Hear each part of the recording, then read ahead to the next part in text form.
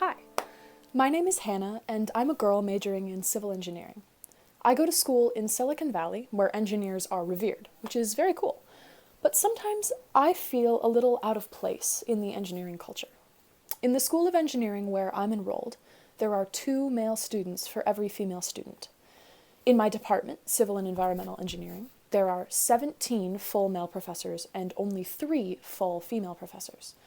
And the company that I'm excited to intern for this summer has 8 male executives and only 1 female executive. Now, I'm curious to know why. I happen to also really enjoy classic science fiction, and bear with me, I think there might be a connection between the world that I experience and the classic stories that we all love. So I want to ask you a question. Think of an engineer. What do you see? If you picture a male person, as I do, you're not necessarily wrong. Women's involvement in STEM fields is rising, but only 12% of employed engineers were female in the United States in 2013. In some disciplines, like the biosciences, social sciences, and psychology, women outnumber men. But women are still far behind in engineering fields, where less than 20% of bachelor's degrees in the United States are awarded to women. I'd like to point out that engineering is not just gendered, it's also highly divided along lines of class and race, and there are a lot of people who don't fit the gender binary that are engineers, but for the sake of clarity, I'm focusing my analysis along traditional gender lines. Now, there's a lot of discussion about where this gender gap happens and why it happens, but I want to go back to where it all began, the birth of modern engineering in the late 1800s. The fiction, especially the science fiction of this period, made the engineer into a hero. But that classic hero story meant that women were not, and still are not, invited to the table.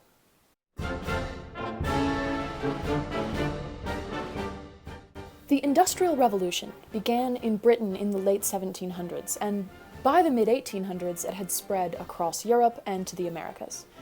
Technology was suddenly very visible and very exciting.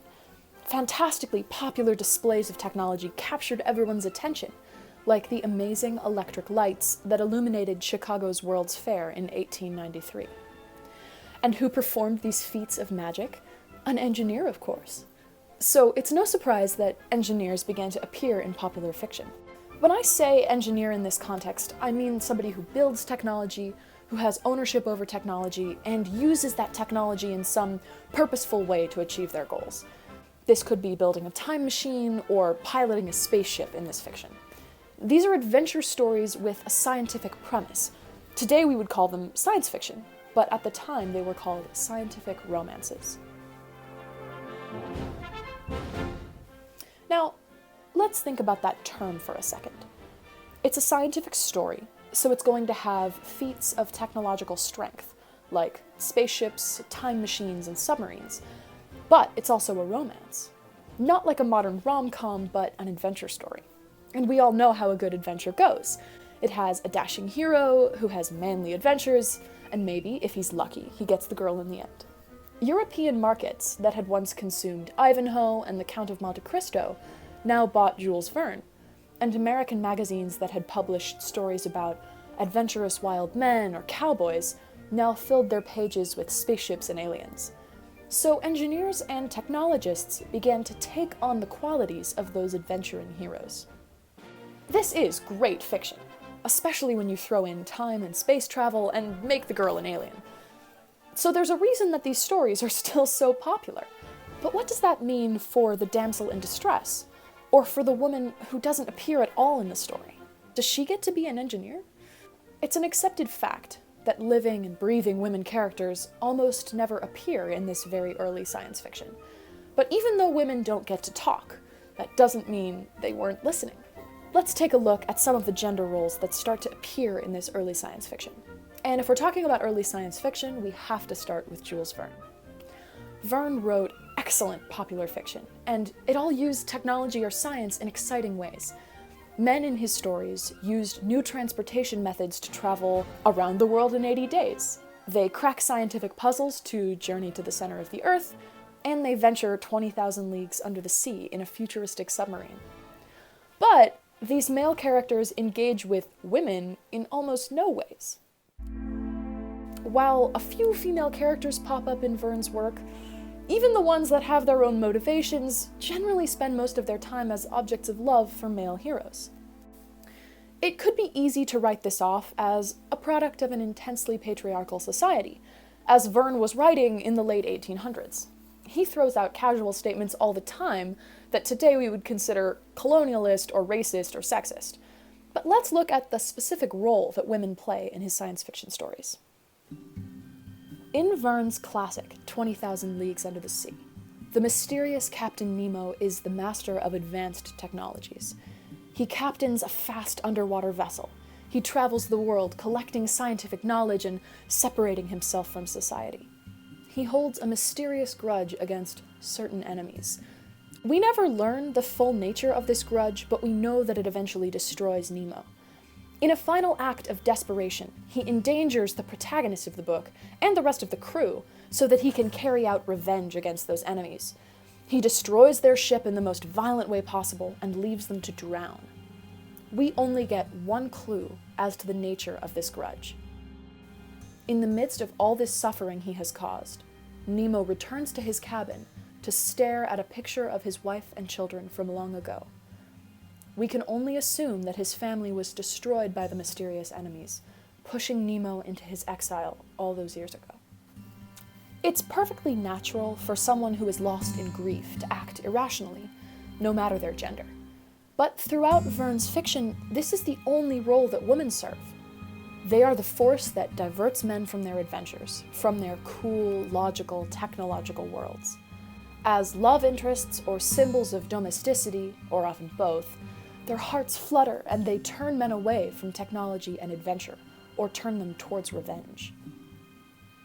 While women rarely appear in Verne's fiction, they exert a powerful force on his protagonist. They represent domesticity and love, which are two wonderful things, but they require our heroes to end their adventures. Women and technology, two vastly separate worlds. So what happens when the writer isn't as traditional as Jules Verne? The next author in the pantheon of science fiction is H.G. Wells, a hugely influential figure who wrote from the late 1890s to the 1940s. Wells had a tremendous influence on the popular imagination of science, and was a trained scientist himself. So how did Wells use or discard Verne's idea of women and technology? First, we should note that Wells was a sort of proto-feminist. Some of his fiction had a distinctly feminist perspective.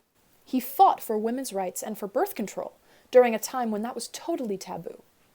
So, if Wells thought that women should be equal players in the world, which he did and which his actions support, the question remains, how do women appear in his science fiction, and how do they relate to technology? Let's examine the novel The Time Machine. Published in 1895 and revised in 1924, it remains one of the pivotal works in the history of science fiction. Its hero is an eccentric engineer known only as the Time Traveler, who builds a time machine and recounts his adventures in the future. The Time Traveler visits a distant future and observes what the city of London has become. Humanity has evolved into a new species called the Eloi.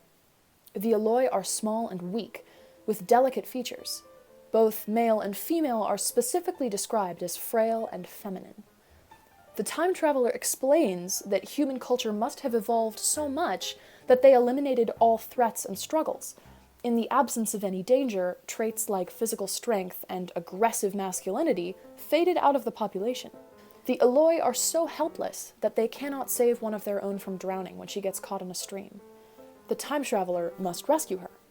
Now, this description of a decaying society is partially a joke about the dangers of communism, and the Time Traveler sees the Eloi as what happens to a rich and lazy upper class. But every way that Wells describes the Eloi makes it clear that they are feminine beings. Their weaknesses are described as specifically feminine. Sure, their bodies are soft and girlish, but most importantly, they have no intellectual curiosity, no rigor or interest. The girl that the Time Traveler rescues clings to him in a childlike way, and she's one of the strongest female characters in early science fiction. So it seems that even an advocate for women's rights perceives weakness and laziness in very feminine terms. No matter what H.G. Wells really thought about women, His one science fiction novel with a female character clearly divides the curious, masculine technologist from the soft femininity of a pampered society. The engineer is a hero in this story, while the simple creatures in need of saving are universally feminine. Wells and Verne's early science fiction may not have had many female characters, but gender roles were deeply embedded in their stories. Females inhabit a soft and gentle world, content to wait at home and valuing domesticity over curiosity. The engineers, on the other hand, sacrifice comfort in pursuit of knowledge and adventure. They use their amazing technology to take themselves away from domestic worlds. Women couldn't be that kind of adventuring hero, so women couldn't be engineers. These ideas about women, about what they could do and what they could be, don't end with Wells and Verne, of course.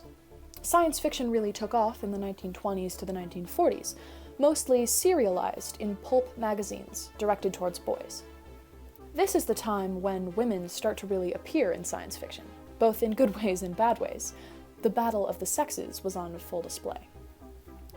The heroes of these serialized stories are engineers, but they appear in the boys' magazines that used to tell stories about cowboys and other romantic conquerors.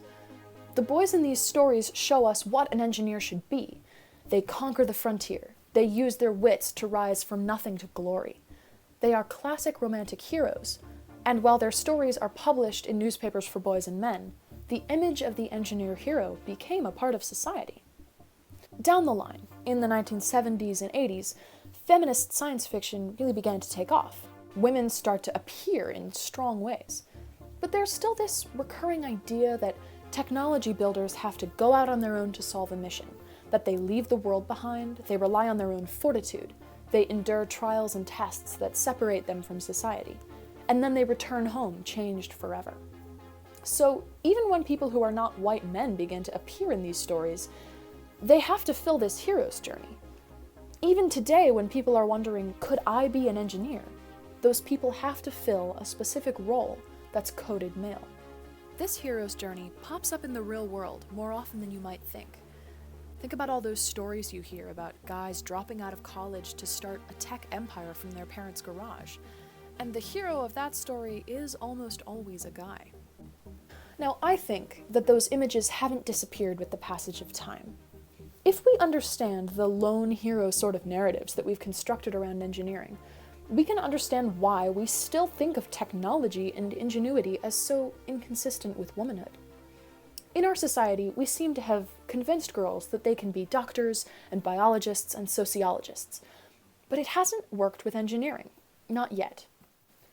Maybe that's because the stories that we tell about technologists and engineers play on older stereotypes about who can be a conquering hero. So even if girls think that they're good enough to build technology, they don't feel welcome in a field that built its image around these narratives that exclude teamwork and family and femininity. My final thought for you is that we shouldn't give up hope. If stories can cause women and people of all genders to feel excluded from engineering, then stories can solve that problem.